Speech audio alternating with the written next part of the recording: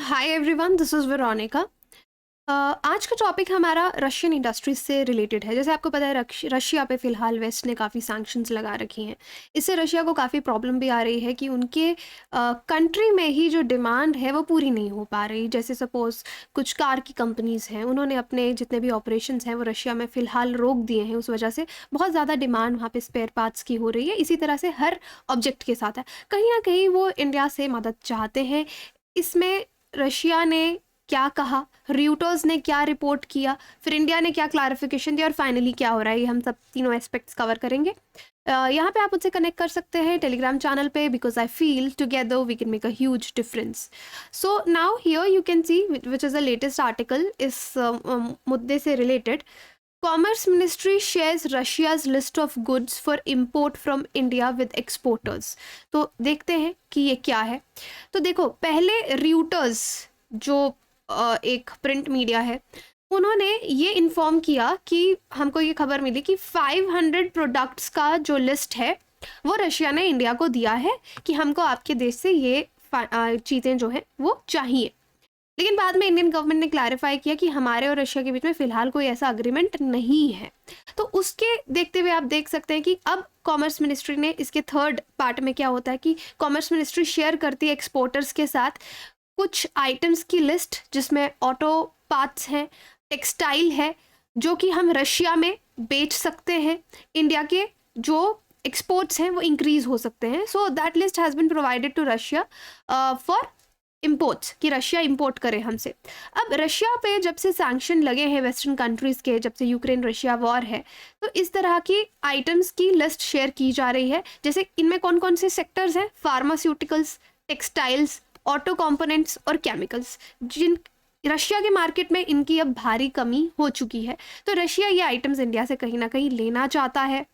But अब problem ये है कि इंडिया ऑब्वियसली वेस्ट ने सैंक्शंस लगा रखी हैं, तो हमारे भी जो एक्सपोर्टर्स हैं एकदम रेडी नहीं है कि हम रशिया में ये सिस्टम्स भेजें। अब जैसे पीछे रूबल और रुपी की ट्रेड भी थी, वो भी बहुत ज़्यादा सक्सेसफुल नहीं हो पाई है। विल के साथ साथ इंडस्ट्री एक्सपर्ट्स का ये भी मानना है कि इंडियन एक्सपोर्टर्स के लिए दूसरी बड़ी प्रॉब्लम आएगी कंटेनर्स की। कौन से कंटेनर्स में रशिया भेजेंगे, क्योंकि कंटेनर्स की भी अभी भारी कमी है। तो यहाँ पे आप देख सकते हैं कि ये न्यूज़ 29 नवंबर का है कि 500 आइटम्स का ये रॉयटर्स ने यहाँ पे बोला था। फिर इंडिया को जब ये बोला गया, इंडिया ने भी क्लैरिफाई किया कि हमारा फिलहाल तो कोई इस तरह का अग्रीमेंट नहीं है। लेकिन रशिया यूक्रेन वॉर के बाद हमने देखा है कि रशिया भारत का 5th लार्जेस्ट ट्रेडिंग पार्टनर बन गया है जब से यूक्रेन की वॉर शुरू हुई है, और हमने डिस्काउंटेड कोल ऑयल रशिया से लेना शुरू किया है। अप्रैल सितंबर इस साल इंडिया का बायलेटरल ट्रेड रशिया के साथ $22.6 बिलियन तक पहुंच गया है। So that has increased a lot. जो पहले हमारे ट्रेडिंग थी, बायलेटरल ट्रेड जो रशिया के साथ थी, उससे काफ़ी ज़्यादा इंक्रीज हमको देखने को मिला है। अब इंडिया देखो बहुत सारा एक्सपोर्ट भी करता है रशिया को, जैसे फार्मास्यूटिकल्स में, इलेक्ट्रिकल मशीनरी में रशिया को हम भेजते हैं, और पेट्रोलियम अगर आप देखोगे इंपोर्ट हम करते हैं।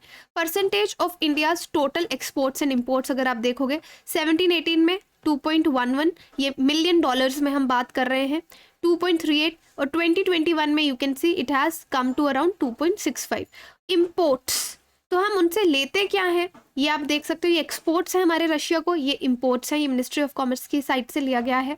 सो 2021 में ये 5.48 पे आ चुका है फिलहाल। अब रॉयटर्स ने जिस तरह से रिपोर्ट किया कि 14 पेजेस का एक डॉक्यूमेंट इंडिया के पास आया है कि रशिया हमसे क्या क्या चीज़ें चाहता है, जैसे bumper, seat belts, in fact infotainment systems का भी वहाँ पे नाम था। इसके साथ साथ रॉ मटेरियल्स जैसे paper bags, consumer packaging materials, ये सब चीज़ें भी रशिया को चाहिए, जिस तरह से रॉयटर्स ने यहाँ पे इन्फॉर्म किया। इनफैक्ट 200 मेटलर्जी आइटम्स भी थी।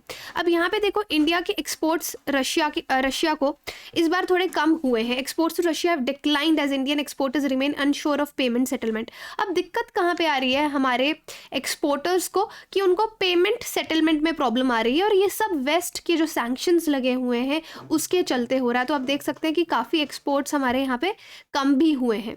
बट इंडिया ने यहाँ पे क्लियरली क्लैरिफाई किया कि इस तरह का कोई अग्रीमेंट फिलहाल रशिया के साथ हमारा नहीं हुआ है। यहाँ पे इंडिया ने मना तो किया, बट उसके साथ साथ ये ऐड भी किया कि हाँ, रशिया के साथ हमारा रेगुलर एंगेजमेंट है कि हम ट्रेड को किस तरह से इंक्रीज कर सकते हैं, क्योंकि रशिया के साथ हमारी ट्रेड तो है लेकिन ट्रेड डेफिसिट काफ़ी बड़ा है। ट्रेड डेफिसिट का मतलब इंपोर्ट्स और एक्सपोर्ट्स का बैलेंस जो है वो अभी तक इक्वल नहीं है, तो हम उस ट्रेड डेफिसिट को पूरा करना चाहते हैं।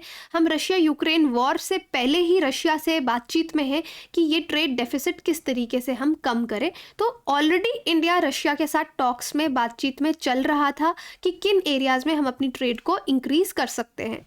तो फिलहाल ये जब से ये न्यूज़ में ये सब आया है तो प्रेजेंट स्टेटस क्या है, तो यहाँ पे इस चीज़ पे कमेंट करते हुए Federation of Indian Export Organisation के जो डायरेक्टर हैं अजय सहाय, उन्होंने कहा कि रशिया के जो बायर्स हैं वो फिलहाल इंक्वायर कर रहे हैं कि इंडिया से क्या क्या प्रोडक्ट्स वो ले सकते हैं। देखिए, ultimately market is the king, तो इंडिया यही कह रहा है कि हम पहले से बातचीत कर रहे हैं, काफ़ी चीज़ें, नई चीज़ें हम एक्सपोर्ट करना चाहते हैं रशिया के लोगों को, लेकिन अल्टीमेटली वहाँ का मार्केट ही डिसाइड करेगा कि डिमांड सप्लाई कितनी है, वहाँ पे कितनी डिमांड है, तभी हमको पता चलेगा। सो पहले तो एक्सपेरिमेंटल बेसिस पे ये चीज़ें की जाएंगी, बट ऑब्वियसली इंडियन एक्सपोर्टर्स जो हैं वो सैंक्शंस के साथ भी बहुत केयरफुल हैं। रशिया के साथ इंडिया के पुराने टाइज हैं, इसलिए हमने ओपनली रशिया और यूक्रेन वॉर पे रशिया को ओपनली क्रिटिसाइज भी नहीं किया है, बट ऑब्वियसली यहाँ पे वेस्ट के साथ भी हम अपने रिश्ते बहुत ख़राब नहीं करना चाहेंगे। तो सब चीज़ों को देखते हुए ही यहाँ पे ये चीज़ें फर्दर आगे ले जाई जाएंगी। यहाँ पे इंडियन एक्सपोर्टर्स को पेमेंट का इशू है और दूसरा इशू है कि सप्लाई किस तरह से किया जाएगा मटेरियल, क्योंकि अवेलेबिलिटी ऑफ शिप्स और कंटेनर्स जो रशिया के लिए वो काफ़ी कम हो चुका है। तो I hope you got this news कि पहले रूटर्स ने क्या कहा, इंडिया ने क्या क्लैरिफाई किया और प्रेजेंट स्टेटस क्या है। तो प्रेजेंट स्टेटस में आप यही बोल सकते हैं, yes we are considering trade with Russia, लेकिन ये रशिया यूक्रेन वॉर के बाद नहीं है, पहले से ही इंडिया की बातचीत चल रही है, क्योंकि हम अपना ट्रेड डेफिसिट जो है वो कम करना चाहते हैं रशिया के साथ। सो बाकी आप अपनी प्रिपरेशन के लिए अनअकैडमी के साथ जुड़ सकते हैं, इंडिया के बेस्ट एजुकेटर्स आपको यहाँ पढ़ा रहे हैं। अनअकैडमी सब्सक्रिप्शन आप लेना चाहते हैं तो वीरो यूपीएससी इज़ द कोड, इस पे आपको मैक्सिमम डिस्काउंट मिलेगा, मेरा पर्सनल मेंटोरशिप मिलेगा। If you are using this code let me know in my Telegram channel. लक्ष्य बात शुरू हो रहा है हिंदी में, टॉप एडुकेटर्स के साथ अपनी तैयारी आप कर सकते हैं। लक्ष्य बैच में पूरा सिलेबस आपका कवर कराया जाएगा और बहुत प्राइस ड्रॉप भी है सब्सक्रिप्शन पे। 15 दिसंबर से ये कोर्स शुरू हो रहा है। आरंभ बैच अगर आप देखेंगे ये भी विद टॉप एडुकेटर्स इंग्लिश में है, 22 दिसंबर से ये बैच आपका शुरू हो रहा है। सो आप अपनी 2024 की तैयारी शुरू कर सकते हैं। जो प्लस जीएस का कोर्स 67,825 में था वो आपको 50,000 में मिल रहा है। सो बिगेस्ट मैसिव डिस्काउंट इस टाइम अनअकैडमी पे चल रहा है। यहाँ पे आप ऑलमोस्ट 17,500 से भी ज़्यादा पैसे सेव कर पाएंगे। कॉम्बो के साथ लेते हैं यानी ऑप्शनल लेते हैं तो 55,000 में, जो कि पहले 81,000 का था। आइकॉनिक लेते हैं तो 94,000 का था, अब 65,000 का है, और आइकॉनिक कॉम्बो 70,000 में आपको मिलेगा। तो बहुत सारे बेनिफिट्स हैं। So this is the code वीरो UPSC that you can use. CSAT का अलग से भी आप कोर्स ले सकते हैं, आप ईएमआई पे कोर्सेज ले सकते हैं। ऑप्शनल अभी दिसंबर 9 तक ये वैलिड है, 9,000 में आपको मिल रहा है।